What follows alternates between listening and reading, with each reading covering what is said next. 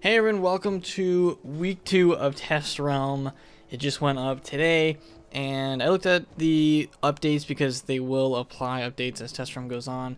So it seems like they fixed the issue with the pets, and when you go to fight the boss face to face, it was actually a multi-wizard instance, so you could see other people in there, and sometimes people were having problems where the boss wouldn't spawn, probably because a previous group of people already defeated the boss, and I'm guessing it takes a little while to respawn.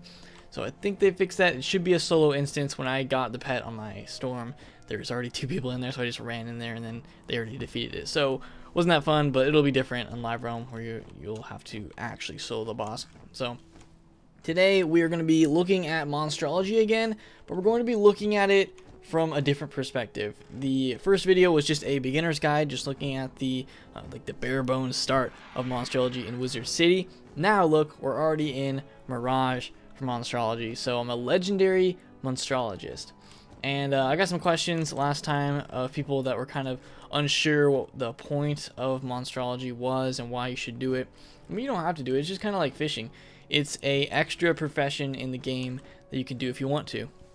And if you do it, then you can get the badges that it offers. You can train into, well, not really train, but I guess you can get certain mobs to help you. Basically free henchmen. I mean, they're not as good as henchmen, but they're still a minion that you can summon. I could summon these crypt conscripts for me to join me in battle anywhere if I farmed them enough and made the TCs for them. So that's an option. You can also get the other things where it's like defeat a mob for free, which I could make if I wanted to. Cost 2,000 gold, so I don't know. I probably wouldn't be using this ever, but maybe some people would. And of course the house guest. So here we go. As you can see, my Monstrology tone from last time is quite a bit different, and that is because we have started collecting the different animus of enemies from different worlds. And currently we have up to Mirage. I don't think I have all the worlds. I think I'm missing like Marleybone and Crocotopia. Just because you don't have to go world by world. You can, if you want to be a completionist, you can go to every world and collect all of the animus from those different enemies. As you can see, when you mouse over each world, it tells you how many there are in that world. Wizard City has 76 undead. So you could go through and collect all of them. Get every single animus of every possible enemy in that world. You can do the same for Mushu, there's only 13. Dragonspire, there's 67. So some worlds are going to be more difficult than others, but it's just something you can do if you want to complete every single world.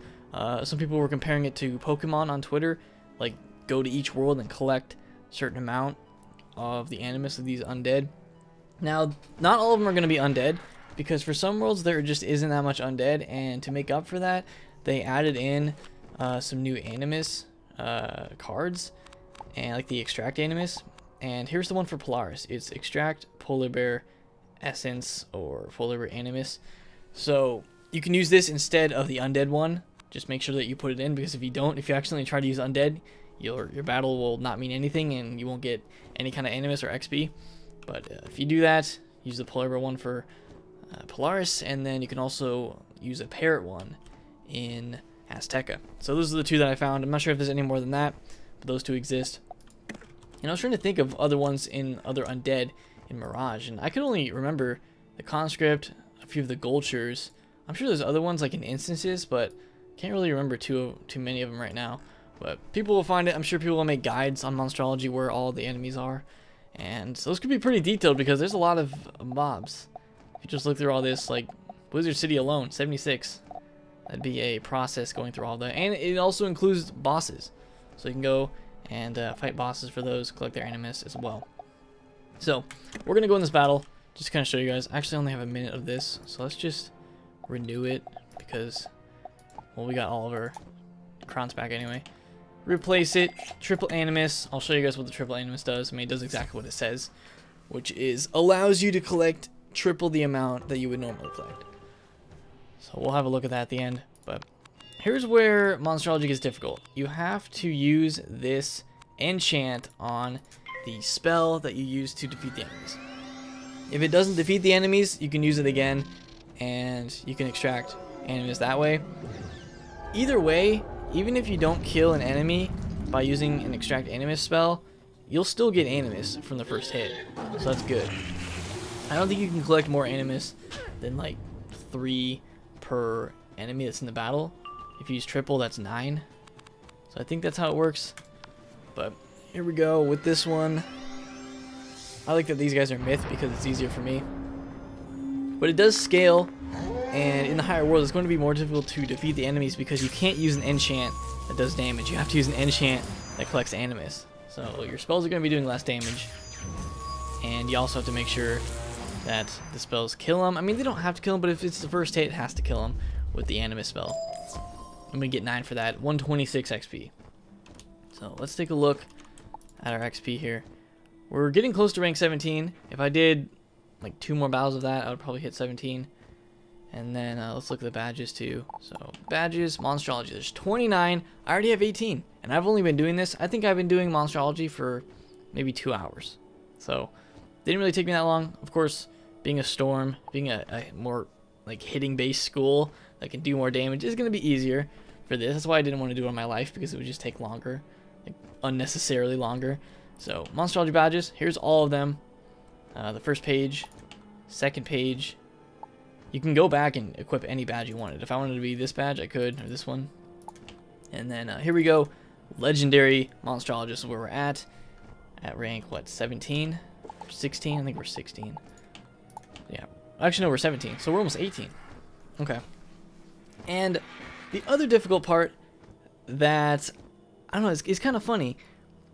Old Cobb, or Grandfather Spider, spoilers if you haven't seen any of my Mirage videos, but he's the last boss in Mirage, and he is rank 17. So if I were to go and defeat Old Cobb, that'd be like the maximum XP I could get for being rank 17. Every other mob in the game is less than that, but you can get Monstrology that's higher than 17. You can get 18. I think Dustin, one of my friends, is like rank 20 something. You can get there. It just requires some farming.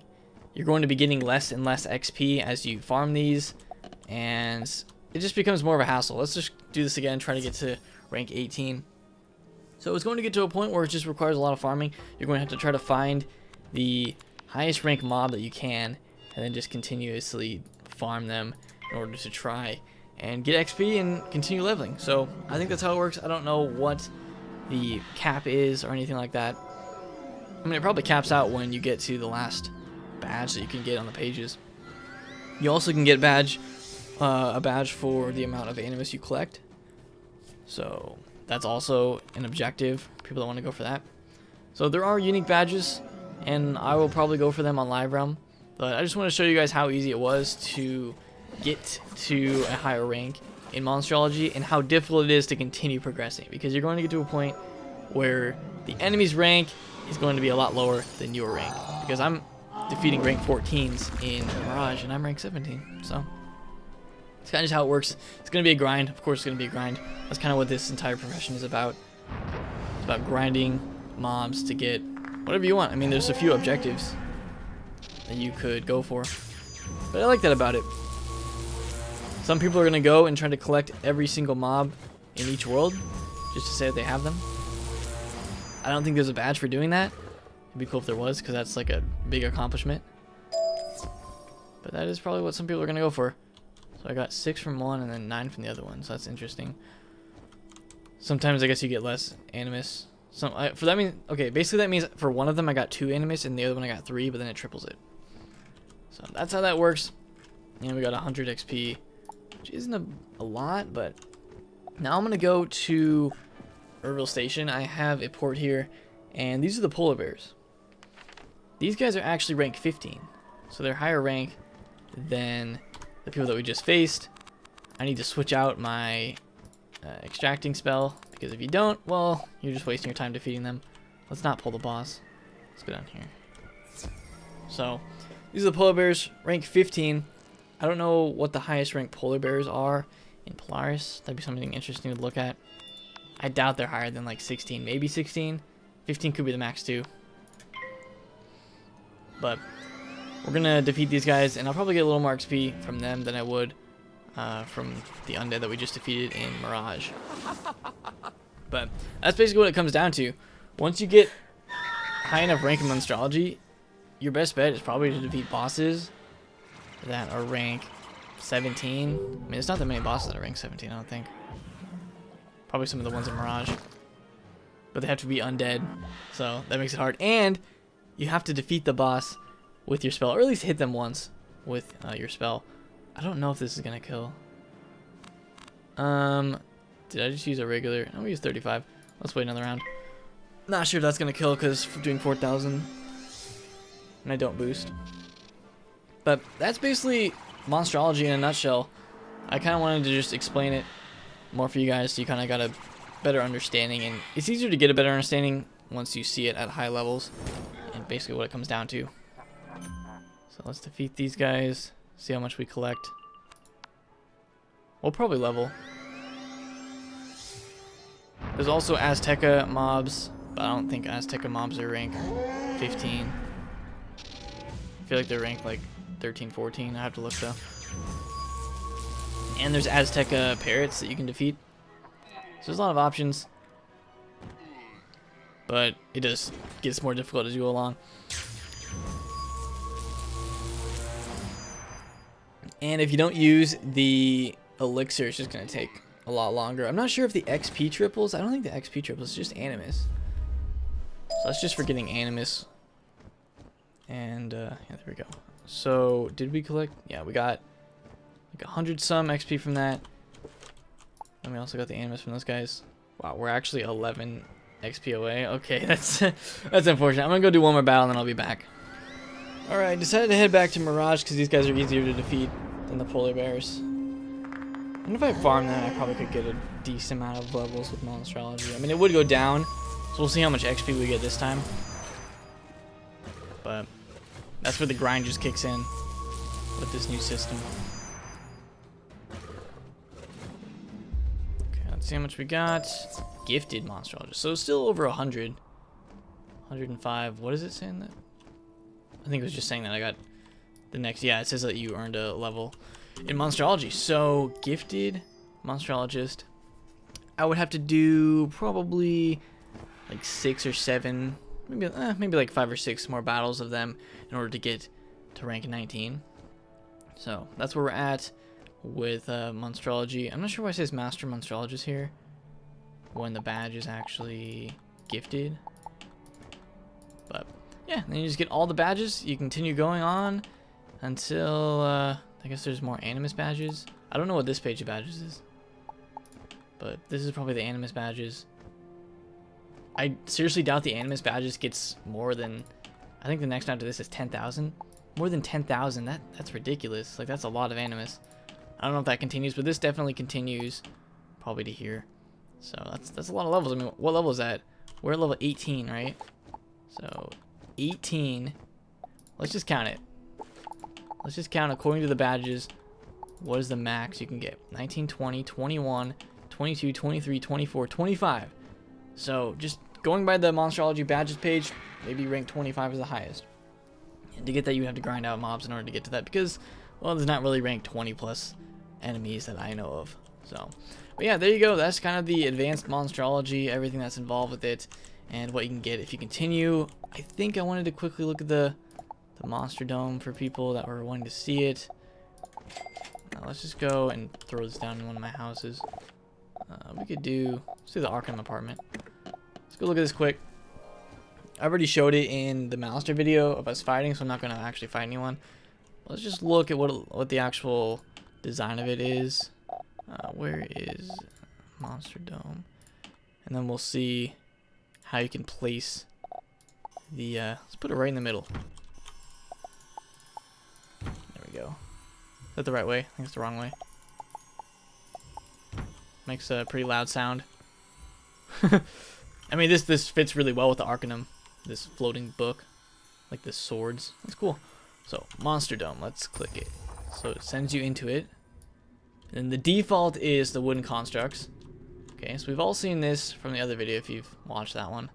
Against 4 Malisters. I mean, 4 wooden constructs wouldn't really be too difficult, but that's what it starts you out with. Let's go back here, and there was a way to change the monsters. So I'm guessing if you purchased, let's see if we can do that. Let's hit T. if you bought the house guest of them, then you should be able to put them in this. Is that how it works? Let's look.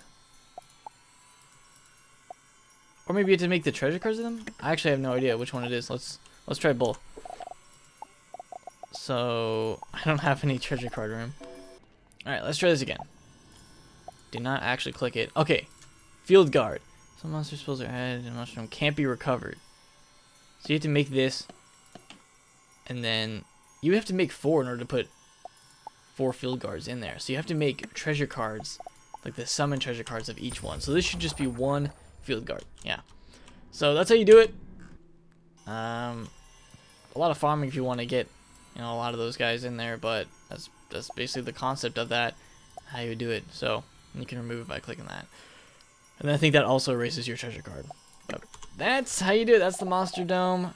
And you can do that with any kind of creature that you find. So there you go. That's the advanced monstrology, what it takes to become a gifted or above monstrologist. So I'll probably continue doing this. Definitely looking forward to doing it more in live realm. I'm not sure how many summon creatures I would go for, but I definitely want to go for at least a high level of it on my storm at least. So if this was helpful, if you guys enjoyed it, leave a like in this video, subscribe for more, and I'll see you all next time.